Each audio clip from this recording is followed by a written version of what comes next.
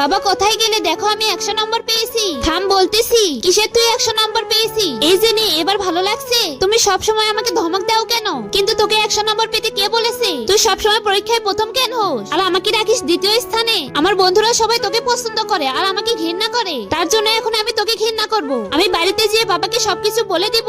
তোমার বাবাকে দেখে আমি একটুও ভয় পাই না। যাও তোমার বাবাকে যে সবকিছু বলে দাও। তোমার বাবা তো অনেক খারাপ, তাই জন্য তোমার মা তোমার বাবার কাছ থেকে পালিয়ে গিয়েছে। তোমার 100 নম্বর পেলে লাভ কি? তোমার মা তোমাদের কাউকে চায় না। আমার সাথে এমন করছো কেন? আমি কি বনপ্রাণী? যদি পরবর্তীতে 100 নম্বর পাও তাহলে তোমাকে আমরা অনেক মারবো। আমাকে কেউ দেখতে পায় না। কি হয়েছে তোমার? দেখুন আমার পুতুলটা ভেঙে ফেলে দিয়েছে। ঠিক আছে তাহলে আমার সাথে চলো। হুইয়া, তোমাদের সাহস কত বড়? হ্যাঁ কি হয়েছে? এমন কেন করছো? মিনি পরীক্ষায় 100 নম্বর পেয়েছে দেখে তোমার ছেলেটা অনেক মেরেছে। এই ছেলে তোমার থেকে বেশি পরিশ্রম করে আর বেশি পড়াশোনা করে। এর তো মা নেই। এর পরবর্তী থেকে তুমি আর ওর সাথে খারাপ ব্যবহার করবে না। আমার তো বিশ্বাস হয় না ও 100 নম্বর পেয়েছে। ওর বাবা তো একটা মদ্যপায়, সে একটা বন্য মেয়ে, আর ও তো বাড়িতে অনেক কাজ করে। তাহলে ও পরীক্ষায় 100 নম্বর কিভাবে পায়? হ্যাঁ এটা অবশ্যই প্রতারণা হয়েছে। আচ্ছা পরবর্তী পার্ট দেখার জন্য ভিডিওতে লাইক করে চ্যানেলটিকে সাবস্ক্রাইব করে দাও আর কমেন্টে পার্ট 2 লিখে যাও।